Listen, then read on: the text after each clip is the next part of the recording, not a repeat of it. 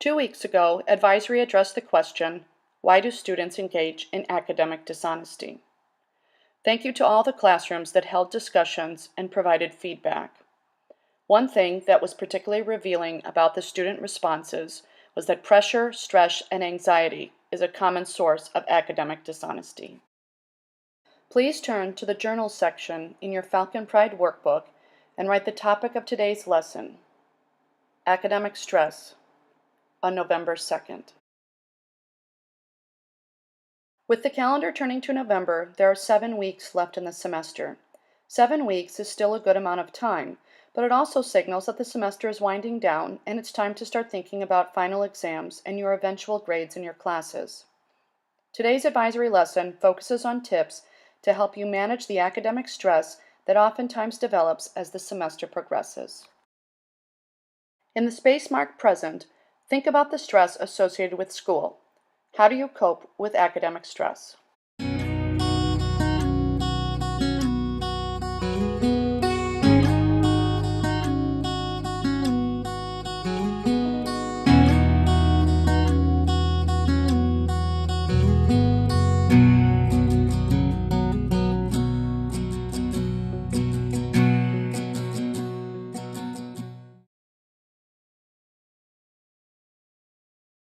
I think that for some students, they get stressed out when they wait to do things or they put things off. So procrastination can actually cause a lot of stress. So to help with that, I definitely recommend that students keep up on their homework and assignments. And to be able to do that, it's important that every day students plan between 1 to 3 hours, depending on their course load, and they set aside after school that 1 to 3 hours to do homework and to study and review all notes. If students keep up with their homework every night and if they review their notes every night, that will go a long way to decrease stress and anxiety and to increase feelings of being prepared and to be able to really get the most out of the lectures that happen in the school day. Be prepared. Being prepared helps students feel more confident in their abilities. That confidence reduces stress and allows you to perform at your best.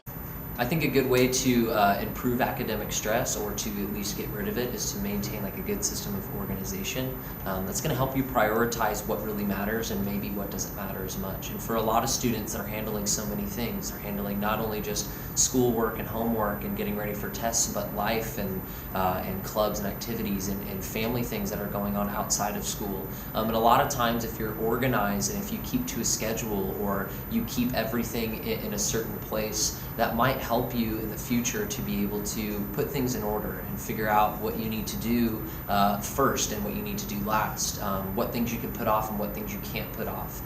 Then you have the confidence in knowing that when you actually finish something, or that when you're about to start something, that it's in the right place, and then you don't have to think about it, you don't have to worry about it. And organization, to me, when I started to choose to be as organized as I possibly could, I really don't have to think about as much. I spend a lot of time making sure I'm prepared for the week that's coming up, or I spend a lot of time making sure I'm prepared for what I have to do next. And so I would always say starting with getting yourself organized is a good step. Stay organized. Staying organized helps students manage due dates, assignments, and studying for tests.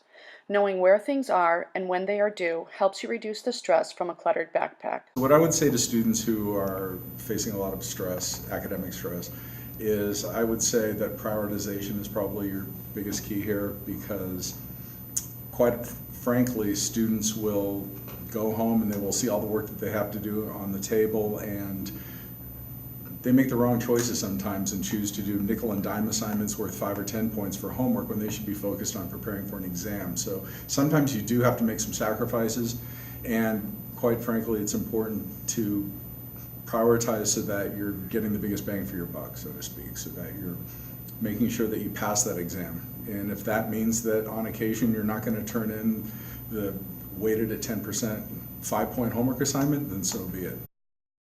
Prioritize. When pressed for time, concentrate your efforts on what matters most and let go of the little things. My advice to students trying to manage academic stress would be to try not to project something that hasn't actually happened yet. So many times kids come in worried about an upcoming test or quiz or their grade in the class, and they're anticipating something that hasn't yet happened. They think, oh, I'm not going to do very well, and then it's going to cause this, which is going to cause that, which is going to cause that, and the next thing you know, their mind has sort of spiraled out of control, worrying about things. When reality is that maybe they will do well. Maybe with being prepared and staying organized, they'll do well in the first place, and all that other stuff would just be unnecessary worrying. Try not to project. Try not to worry about something that hasn't happened yet. All that worry and created stress might turn out to be a big waste of time. One of the things that I want to relay to students or try to get them to understand is that high school is an important time of year, and it's a time that you should really have fun. It's a learning situation. You are learning, but you also need to look at the big picture of what you're going to be achieving or what you're trying to achieve in the future. And I think one example I just want to say is, I don't want to say that getting good grades isn't important, because it is important, but at the same time, you need to ask yourself, if you reach your goal in life, and let's say that your goal is to get a master's degree in engineering, and you achieve that goal, and you're applying for your first job, you want to ask yourself, are they going to go back and look at my high school transcript? The answer to that is no, they're not. What they're going to look at, they're going to look at the kind of person that you've become, not just academically, your intelligence, but they're also going to look at your soft skills. In other words, how do you get along with people? Are you a leader? Are you someone that can be put in charge of a situation? Can you manage your time? Can you be a project manager? See the big picture. In the big scheme of things, is what you are stressed about really going to matter? What's the worst that could happen? Is it really that bad? Try to maintain some perspective. When students do their homework, that they just focus on that one task at a time. I will meet with students who are trying to do homework while watching TV or while doing social media or while their phone is beeping with lots of text messages, and that is stressful in and of itself to try to do multiple tasks at one time. So I think just really honoring that homework time that you set aside and just doing the one task and making sure you're free from other distractions will also help you to absorb that material and that information, and that will come in handy for those lectures and for tests in the future. Unplug. Technology itself creates stress. When studying, eliminate that unnecessary additional stress and put all your focus towards the task at hand. Students, just like all of us, just like adults in the real world, should take time to do something for themselves, to decompress, to not make this about studying 24 hours a day, 7 days a week. There will be days where you'll feel overwhelmed, and maybe sometimes you just have to put everything aside and do something for yourself. Eat a pint of Haagen-Dazs. Watch a couple episodes of Walking Dead. Do something just to get your mind refreshed. Because if you continually are doing nothing but focusing on academics, just as adults in the real world with their occupations, you're going to wind up being unsuccessful in the long run. Take a break. You have to give your mind a rest and a chance to recharge. In the space-marked future, think about the remaining 7 weeks of school. What is something specific you could do to help manage your academic stress?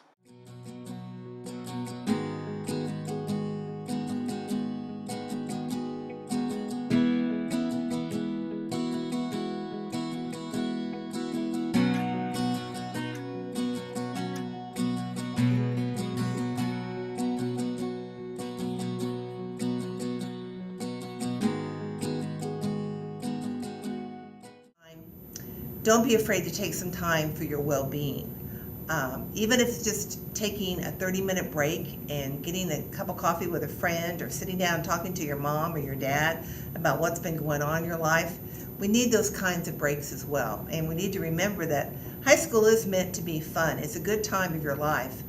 And take advantage of all the different opportunities you have out there for you when you're in high school, as well as your academics.